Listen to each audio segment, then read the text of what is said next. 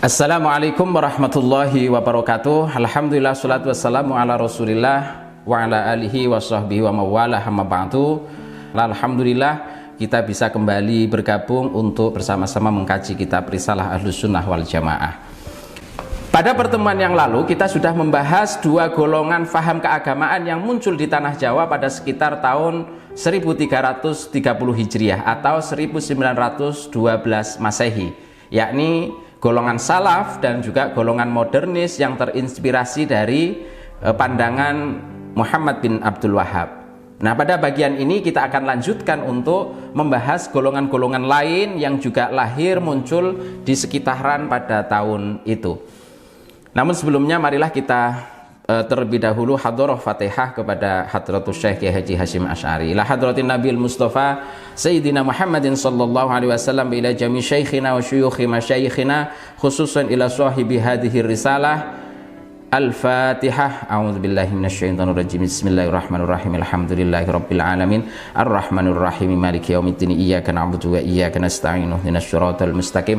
Shiratal ladzina an'amta 'alaihim ghairil maghdubi 'alaihim waladdallin. Bismillahirrahmanirrahim. Qala al-musannifu rahimahullahu ta'ala wa nafa'ana bihi wa bi ulumihi fid dharaini amin. Wa minhum, dan di antara kelompok yang muncul di tanah Jawa pada sekitar tahun 1330 Hijriah adalah Rafidiyun, adalah kelompok Rafidah. Yasubbuna Sayyidana Abu Bakrin wa Umar radhiyallahu anhuma. Kelompok ini mencaci terhadap Sayyidina Abu Bakar dan juga mencaci terhadap Sayyidina Umar. Wa yakrahuna sahabata radhiyallahu anhum, dan mereka membenci juga terhadap para sahabat yang lain. Wa yubalihuna hawa Sayyidina Aliyin wa ahli baitihi wa ridwanullahi alaihim. Sedangkan mereka sangat mencintai secara berlebihan atau bahkan mengkultuskan. Kelompok ini mengkultuskan kepada salah satu sahabat Nabi saja, yakni kepada sahabat Ali radhiyallahu anhu beserta seluruh keluarga dan turunan-turunan dari sahabat Ali ini. Nah, ada kelompok yang kemudian kita kenal dengan kelompok Syiah ini. Kelompok Syiah yang mencintai Ali secara berlebihan serta membenci terhadap sahabat-sahabat yang lain. Qala Sayyid Muhammad fi Syarhil Qamus. Menurut Syekh Muhammad di dalam kitab Syarah Qamus, wa ba'duhum yartaki ilal kufri waz zandaqati.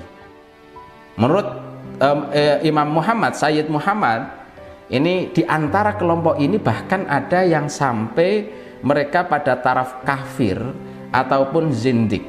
Zindik itu ya pura-pura seakan-akan dia beriman, tetapi padahal esensinya hatinya dia kafir atau tidak mengakui terhadap agama. Azanallahu wal muslimina minha. Semoga kita semuanya serta umat-umat Islam terlindungi dari paham yang demikian. La tasubbu ashabi, kata Rasulullah, la tasubbu ashabi, janganlah kalian mencaci terhadap sahabat-sahabatku. Fa innahu yaji'u fi akhiriz zamani qaumun yasubbuna ashabi.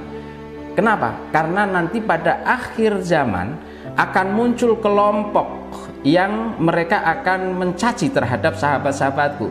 Artinya kemunculan kelompok Rafidah ini sudah diprediksi oleh Rasulullah. Rasulullah sudah mengatakan, hati-hatilah, janganlah mencaci kepada sahabatku, karena nanti akhir zaman akan ada muncul sekelompok orang yang mencaci terhadap sahabat-sahabatku. Nah, terhadap orang yang mencaci para sahabat Nabi, kata Kanjeng Nabi, fala tusollu alaihim, maka ketika mereka meninggal dunia jangan disolati. Wala tusollu ma'ahum, dan juga jangan sholat berjamaah dengan mereka. Wala tunakihuhum, juga jangan menikah atau jangan besanan, jangan mengambil mantu ataupun mengambil istri atau suami dari kelompok-kelompok orang ini, kata Rasulullah. Wala tujalisuhum, dan juga jangan duduk-duduk bareng dengan mereka. Wa in maridu fala ta'uduhum, bahkan ketika mereka sakit hendaklah jangan dijenguk. Ini kata Rasul, karena luar biasa Rasulullah memberikan penekanan, janganlah kita menghina kepada salah satu terhadap sahabat Nabi. Wa minhum ibahiyun. Nah, ini setelah yang ada kelompok Rafidah yang mereka mencaci kepada sahabat Nabi, kemudian juga ada wa minhum ibahiyun. Adalah orang yang orang ibahi, menganggap mudah. Yaquluna, mereka berkata, innal abda idza balagha ghayatal mahabbati wasafa qalbuhu minal ghaflati. Jadi ketika seseorang itu sudah sampai pada taraf tertentu, sampai dia merasa hatinya bersih, serta tidak akan terjerumus dalam kesalahan, waqtarul imana alal kufri wal kufroni, dan juga mereka menganggap tidak akan terjerumus dalam kekafiran. Mereka sangat iman. Oh, saya sudah pada puncaknya iman.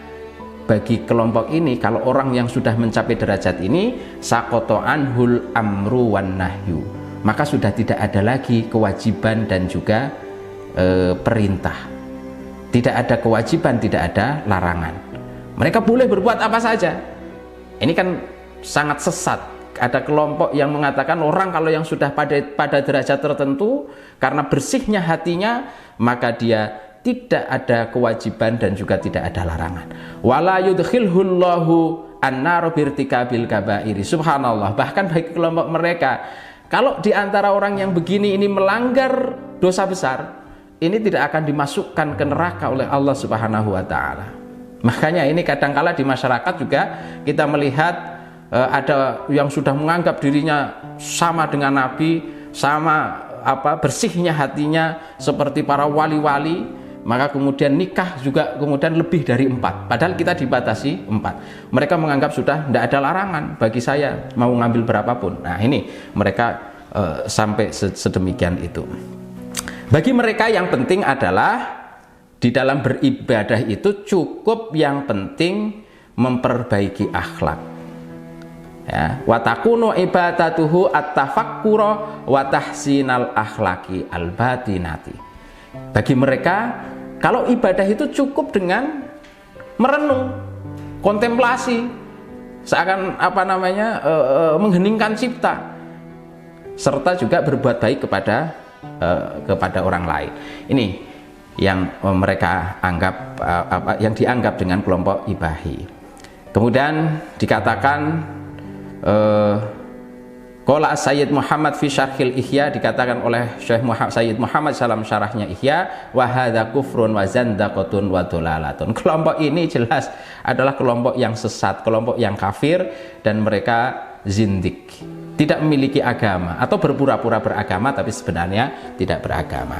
Kemudian kita lanjutkan, wa minhum man qala bitanasukhil arwahi wa antiqoliha. Yang berikutnya adalah kelompok yang berpandangan adanya reinkarnasi ruh. Jadi ruh itu tidak mati tapi berpindah dari satu orang ke orang lain, atau bahkan bisa berpindah kepada jenis yang lain, berpindah kepada makhluk yang lain. Qala Asy-Syihabu Al-Khafaji fi syarhihi ala Syifai wa qad kaffarahum ahlus syar'i lima fihi min takdzibillahi wa rasulihi wa kutubihi.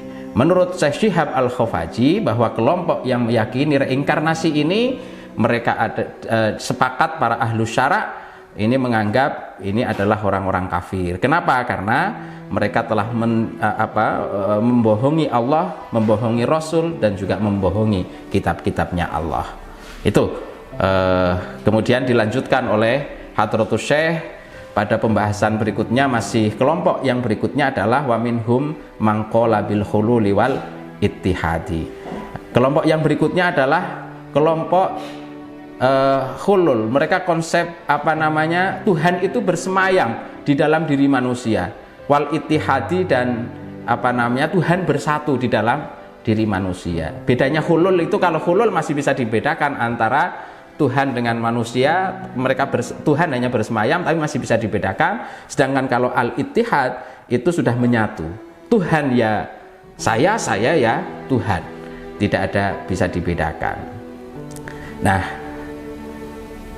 wahum jahalatul mutasawwifati, dikatakan kelompok yang seperti ini adalah sebodoh-bodohnya ahli tasawuf, kelompok tasawuf yang bodoh.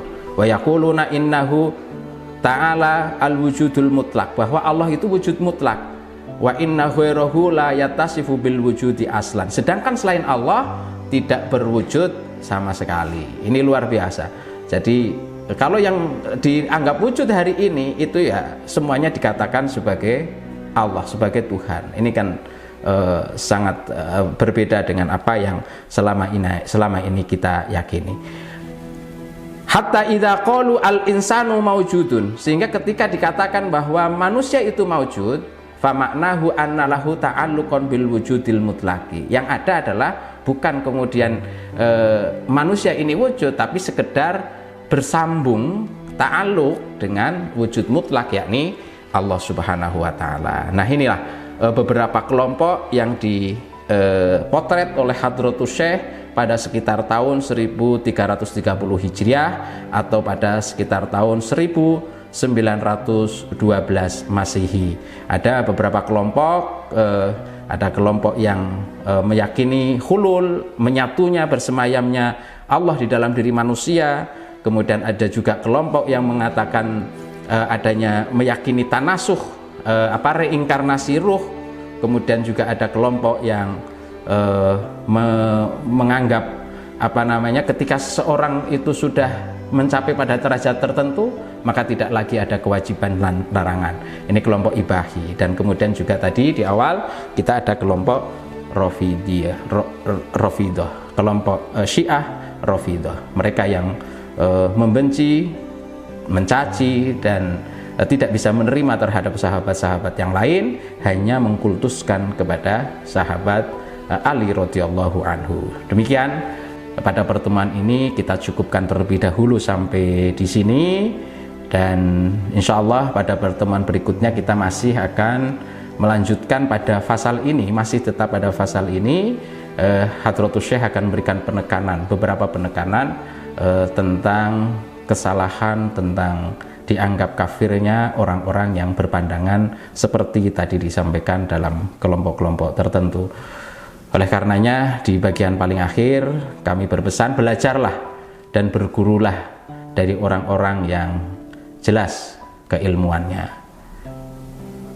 Kalau kita selama ini di dalam urusan dunia ada prinsip unzuru maqol wala tanzur mangkol, lihatlah apa yang dikatakan, tetapi tidak perlu melihat siapa yang mengatakan. Tetapi kalau dalam urusan agama seperti ini, maka kita harus fanzuru amman ta'khudhu dinakum. Dari siapa kamu mengambil agama ataupun ilmu ini?